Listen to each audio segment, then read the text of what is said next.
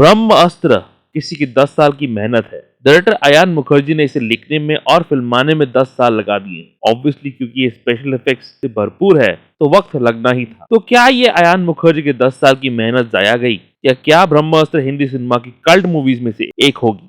चलिए जानते हैं ब्रह्मास्त्र की रिव्यू टाइम के साथ। वेलकम टू द चैनल, जो प्लेटफॉर्म है एमसीयू, डीसी और फिल्मों की हर खबर का। Just a review. मैं सुपर हीरो मूवीज या फैंटेसी मूवीज का फैन हूँ। ये आपको मेरे इस चैनल से पता चल ही गया होगा, जहाँ मैं super hero, Marvel, DC movies पर खासकर इन डिटेल बातें करता हूँ। मेरा ये मानना है कोई भी फैंटेसी फिल्म में मूवमेंट्स होते हैं जो उसे बनाते हैं, चाहे एवेंजर्स इन्फिनिटी वॉर में थॉर का वकांडा में आना हो, या एंड गेम में एवेंजर्स असेंबल सीन, या द एवेंजर्स मूवी में हल्क का आगमन फाइनल बैटल सीन में, इंक्लूडिंग हिज लोकी धोबी प्रचार सीन। अयान मुखर्जी के ब्रह्मास्त्र में दो ऐसे मोमेंट्स हैं जो सिनेमैटिकली बहुत एक्साइटिंग है। एक आता है जस्ट प्री इंटरवल पोर्शन में और दूसरा पूरा का पूरा क्लाइमैक्स। इनफैक्ट दोनों मोमेंट्स में स्पेशल इफेक्ट्स का इस्तेमाल बहुत अच्छी तरह किया गया है, स्पेशली क्लाइमैक्स जो आपकी आंखें चकाचौंध कर देगा। I mean, ये मूवमेंट्स मार्वल के स्तर के मूवमेंट्स है जिसमें एमसीयू ने माहिरत हासिल कर ली है। कहानी सिंपल सी है। ब्रह्मास्त्र विश्व के सबसे शक्तिशाली अस्त्र को 3 भाग में बांट लिया गया है। एक साइंटिस्ट के पास है, दूसरा आर्टिस्ट के पास और तीसरे का पता गुरुजी के पास। अभी करण जौहर की महिमा है या अयान मुखर्जी की कहानी का दम, ये तीनों किरदार दिग्गज एक्टर्स ने किया है जिनका प्रेजेंस इस फिल्म को एलिवेट कर देता है। आर्टिस्ट का रोल किया है साउथ स्टार नागार्जुना ने, जिनके पास खुद शक्ति है भगवान नंदी की नंदी अस्त्र। गुरुजी का रोल किया है सदी के मेगा स्टार अमिताभ बच्चन, जिनके पास भी शक्ति है। और साइंटिस्ट का रोल किया है एक और मेगा स्टार ने, जिनका प्रेजेंस एक सरप्राइज है जिससे मैं बर्बाद नहीं करना चाहता, पर उनके पास शक्ति है हनुमान जी की, यानी वानर अस्त्र।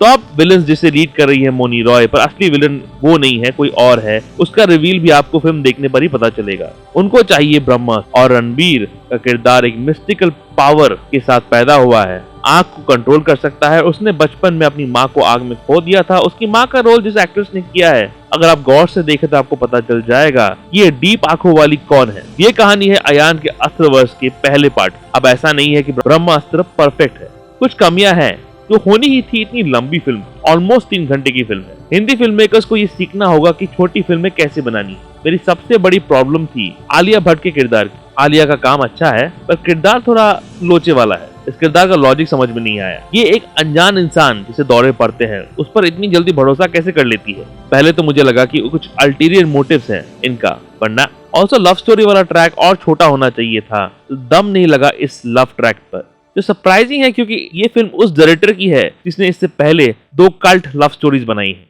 लंबाई की वजह से कुछ जगहों में फिल्म बोर करती है। डायलॉग भी बहुत क्रिंजी है और ह्यूमर की बहुत कमी लगी मुझे फिल्म में। पर इन सब के बावजूद ब्रह्मास्त्र काम करती है क्योंकि अयान हमारे मिथिकल स्टोरीज और भगवानों को का सच्चा भक्त लगा मुझे। ऐसी कहानी और बननी चाहिए जहां हम हमारी कहानियों को और बेहतर तरीके से कह पाए, जिसकी शुरुआत अयान मुखर्जी ने इस फिल्म के साथ कर ली है। फिल्म के गाने कमाल के हैं। प्रीतम का म्यूजिक बहुत अच्छा है और थैंक गॉड सिर्फ 3 ही गाने हैं। ज्यादा गाने होते तो फिल्म को इफेक्ट करती। फिल्म में जैसे मैंने पहले मेंशन किया, दिग्गजों का प्रेजेंस, जिसमें एक और दिग्गज शामिल है, वो है डिम्पल कपाडिया, स्ट्रेंथ देती है। और रणबीर का परफॉर्मेंस भी इस फिल्म की स्ट्रेंथ में से एक है। ये सिर्फ पार्ट 1 है। पार्ट 2 जिसे आखिर में टीज किया गया है, उसकी कहानी भी इंटरेस्टिंग होगी और होपफुली और टाइटर स्क्रीन प्ले लिखेंगे अयान अच्छे डायलॉग्स के साथ। अयान मुखर्जी की ब्रह्मास्त्र को मैं देना चाहूंगा 3 आउट ऑफ 5। और मेरे बेटे के हिसाब से, जिसने ये मूवी मेरे साथ देखी थी, उसका रेटिंग है 5 out of 5।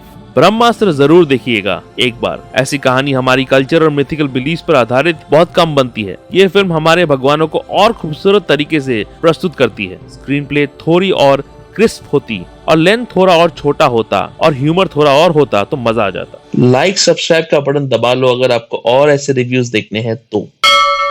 She Hulk episode 4 review breakdown video बहुत जल्द आ रहा है दोस्तों, और साथ ही रीसेंट वीडियोस आखिर में हैं, जरूर चेकआउट कीजिएगा। और ऐसे रिव्यूज के लिए देखते रहिए just a review. Just a review के अपडेट्स के लिए और छोटे बड़े स्निपेट्स के लिए मुझे फॉलो कीजिए @ProNerdyView201 में। और इंग्लिश रिटर्न रिव्यूज और चैनल अपडेट्स के लिए मुझे आप फॉलो कर सकते हैं pronitdiary.blogspot.com में।